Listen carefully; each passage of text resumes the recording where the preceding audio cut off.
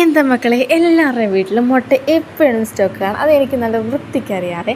അപ്പോൾ എന്തായാലും വേഗം തന്നെ 2 മുട്ട പുഴുങ്ങിയെടുത്ത് ചോപ്പ് ചെയ്തെടുത്ത് വെച്ചിട്ട് അതിൻ്റെ അകത്തേക്ക് കുറച്ച് സവാള അങ്ങോട്ട് ഇട്ടിട്ട് മല്ലിയിലയും മുളക് പൊടിയും പച്ചമുളക് അരിഞ്ഞോട് ചേർത്തിട്ടുണ്ട്. പിന്നെ കുറച്ച് കുരുമുളക് ഇടണേ. എന്നിട്ട് മിക്സ് ചെയ്യുക. മഞ്ഞൾപ്പൊടിയും മുളക് പൊടിയും മസാലപ്പൊടി എല്ലാം കൂടി ഇട്ട് മിക്സ് ചെയ്യണം.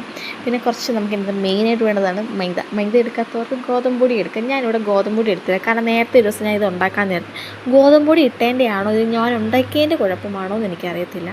കാരണം ഇത് അടർന്നങ്ങ് പോയി, എണ്ണയ്ക്കകത്തിട്ട് കഴിഞ്ഞപ്പോൾ മൊത്തം ഒരു തോരൻ പരുവത്തിൽ കിട്ടി. അതുകൊണ്ട് ഞാൻ ഈ പ്രാവശ്യം മൈദയാണ് എടുത്തേക്കുന്നത്. എന്തെങ്കിലും മൈദ കൊണ്ട് എടുത്തോണ്ടെങ്കിൽ ഈ പ്രാവശ്യം കറക്റ്റ് ഉണ്ടയായിട്ട് കിട്ടി, ബോൾസായിട്ട്. അപ്പം നമ്മളിന്ന് ഉണ്ടാക്കാൻ പോകുന്ന വിഭവത്തിൻ്റെ പേരാണ് എഗ് ലോലിപോപ്പ്. ഇതാണെങ്കിൽ മിക്കവരും ഉണ്ടാക്കിയിട്ടുള്ളതാണ്. എന്നാലും നമ്മുടെ കുട്ടികൾക്കൊക്കെ സ്കൂൾ വിട്ട് വരുന്ന സമയത്ത് 4 മണിക്ക് അവർക്ക് കൊടുക്കാൻ പറ്റിയൊരു പലഹാരം തന്നെയാണ്. നല്ല ഹെൽത്തിയാണ്.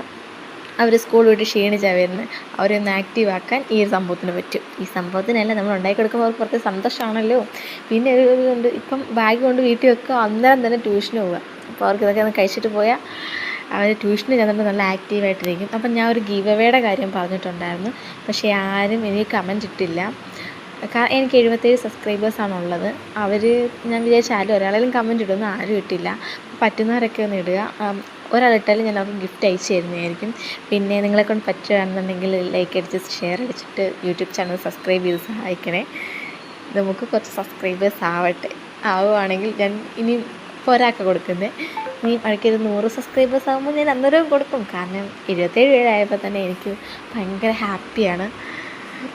ഇനി ആൾക്കാർ കാണും, സബ്സ്ക്രൈബ് ചെയ്യും എന്ന് ഞാൻ വിശ്വസിക്കുന്നു. അപ്പം എല്ലാവർക്കും നല്ലൊരു അടിപൊളി ദിവസമായിരിക്കും.